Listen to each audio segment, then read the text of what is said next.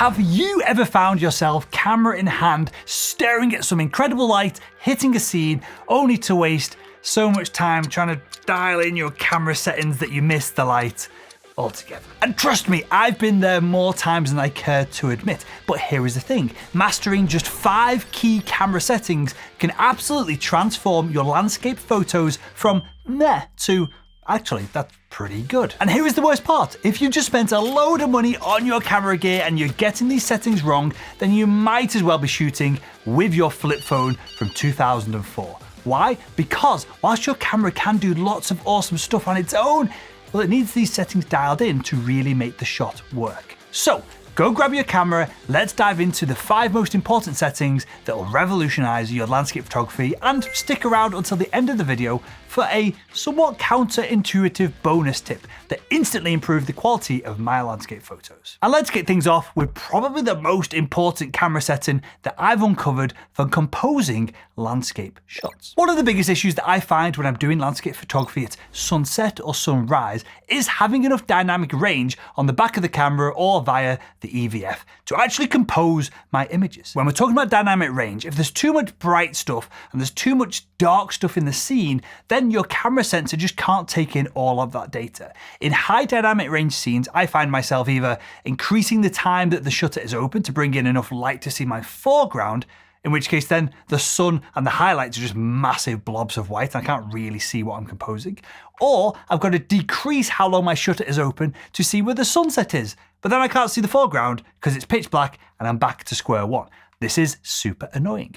Well, I found this exciting setting on my Sony camera that instantly solves this issue, and I've never seen anyone else talk about it in the context of landscape photography. The setting is called DRO, or Dynamic Range Optimizer, and it immediately and pretty dramatically increases the dynamic range that you see on the back of your camera's display. This increased dynamic range then allows you to compose your image in basically any lighting condition, and it doesn't bake these changes that you see on the back of the screen into the raw files, which is absolutely key. So you can turn the setting on, you can see both foreground and background and the highlights and the shadows. You take the shot and you've got a much better composed raw file to play with in post-production. I've got a toggle in my function menu on my Sony camera to turn the DRO setting on or off, and that is way quicker and much more effective than constantly trying to shift back and forth between shutter speeds so that you can see the different parts of your composition. Now, I know what you're thinking, RAW, isn't that just for the pros? Well, let me tell you a little secret.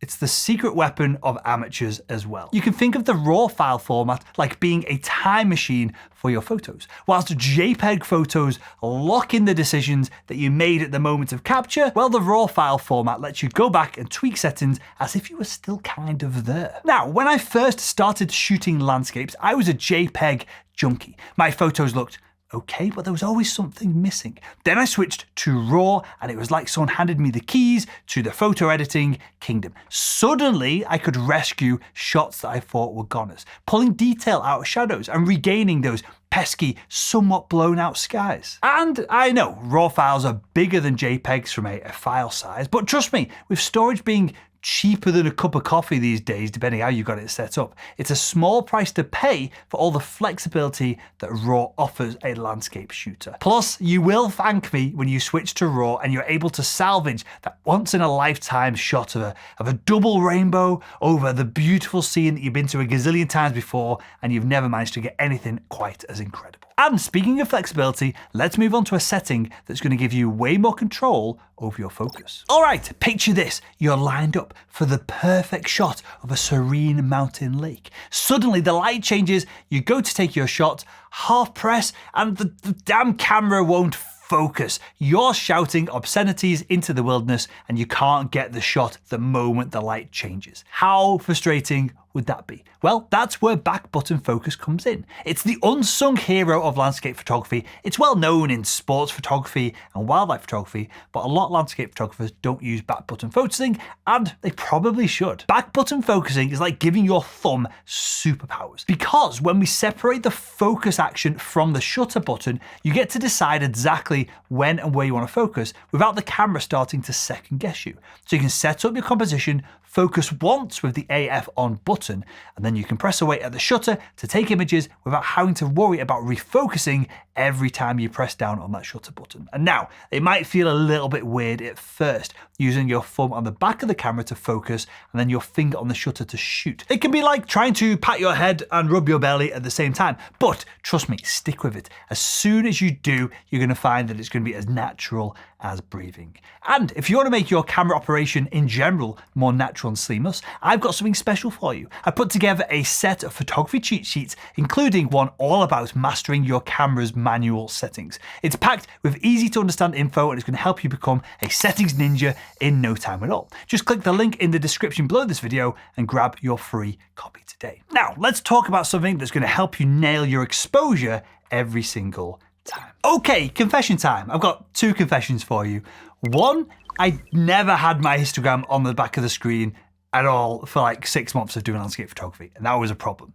Then confession number two, when I first put the histogram on the screen, I didn't understand it. I had zero idea what it was actually showing me. This is a problem because it turns out that your histogram is actually your secret weapon for perfectly exposed photographs. Think of your histogram as a nutritional label for your photo. Just like you check a food label to make sure that you're not overdosing on the sugar, you check your histogram to make sure that you're not overdoing it on the highlights or the shadows of the scene that's being captured in front of you. So, very practically, when you look at the histogram on the back of your camera, you're going to see a graph. The left side represents shadows, the right side represents highlights. And if the graph is bunched up at one end or the other, you're likely losing detail. Too little light hitting your sensor and you're going to have a dark image with no detail in the shadows. Too much light and you're going to blow out the highlights and you're not going to be able to recover them. And I remember shooting this sunrise shot in the Lake District thinking that I'd nailed the exposure by looking at the exposure dial at the bottom of the camera. It was telling me that the scene had been correctly metered. But when I turned on the histogram, it was all smushed up against the right side of the graph like a scared kid hiding behind a curtain. And that told me that my highlights were well and truly absolutely blown out. So a quick adjustment in shutter speed to let less light in to hit the sensor, and boom, I've saved all of that beautiful cloud and glowing sunlight detail that I would have otherwise lost if I'd not took the 3 seconds to check my histogram. And speaking of saving details, let's move on to a setting that's going to help you capture every last bit of sharpness in your landscapes. All right, so let's talk about the unsung hero, or maybe even the villain if you've not got much time on your hands, of long exposure photography. It's called long exposure noise reduction, or as I'm gonna refer to it for the rest of this video, a Lenner. Lenner is like that kind of friend who can be super helpful, but also can be a real pain in. You probably know the type, right? So let me give you the good stuff first. Lenner is like having a tiny photo editor built right into your camera. And when you're shooting those dreamy, silky smooth waterfall shots, or you're turning clouds into cotton candy streaks by using long exposures, essentially leaving the shutter open for more than a few seconds, Lenner can work behind the scenes to make sure that your images are clean and free of noise. Lenner works by taking a dark frame after the original photograph that you've taken. Then software in your camera looks at this dark frame for two things. It first looks for hot pixels, and these are pixels that don't match the rest of the pixels on your sensor. Sometimes there's an issue with them, sometimes they're just playing up. Then your camera looks at thermal noise, and this is a type of noise that increases as the temperature of your sensor increases over time. That can be due to the ambient temperature of where you're shooting, if you're in a desert, for example, or it can just be that the sensor is collecting lots of data for long periods of time over a long exposure, and so it heats up. Now, once the camera understands the position of the hot pixels and the pattern of the thermal noise from the dark frame that it's captured, it subtracts all of that crap and nonsense from the original photo, giving you less noise in the final image that it produces. And it sounds all wonderful. It sounds like a great feature, right? But here is the catch. Lenner is also like the friend who insists on double checking everything. They're gonna slow you down. Because when you enable Lenner, your camera literally takes 2 shots.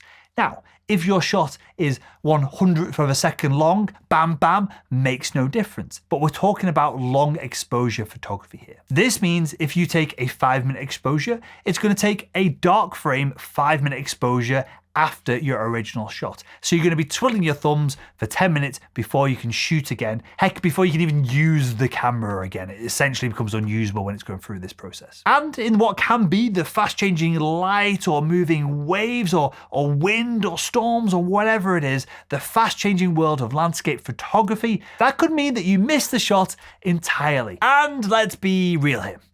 You're probably going to be able to achieve similar, if not better results than using Leno on your camera if instead you use post-processing software on your computer. It's also going to give you more control and flexibility in that noise cleanup process as well. So, should you use Leno? Well, it depends. If you're all about getting it right in camera, Leno might be your new best friend. But if you're out shooting in rapidly changing conditions, you might want to think twice about turning it on. And personally, I'd rather capture the image with a little bit more noise and then just attempt to clean it up in post-processing. But for anyone who's shooting and sharing JPEGs straight out of camera, Leno can be genuinely really useful. Now, speaking of slowing down, let's talk about a technique that's going to help you nail your composition every single time. Okay, so let's talk about something that might seem slightly counterintuitive, because as you know, we live in this fast-paced, instant gratification world, right?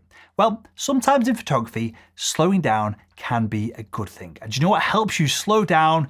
That is right, the trusty tripod. Setting up a tripod, extending those legs, getting it to the right height, doing all that faffing around, well, it takes a little bit of time. It doesn't happen instantly, and that is a massive benefit to most landscape photographers. For me, when I'm climbing up a big hill and I've got the tripod on the side of my bag, the thought process alone of going, okay, I'm going to stop here, I'm going to take the tripod off, I'm going to get it set up, I'm going to look at my composition, that slows me down and it forces me to really look at the scene in front of me. I start noticing details that I would otherwise miss. That rock formation in the foreground, taking the time to adjust the shot so that it's got a clear foreground, midground, and background, whatever it is. The way that the light is falling on a subject that you might have just plowed on past if you hadn't already got set up and you're now concentrating on the environment around you. A slight repositioning when you got your tripod set up can make absolutely all the difference to the quality of the end result, the end image that you take. And somewhat recently, I got this somewhat budget-friendly, geared tripod head for my tripod.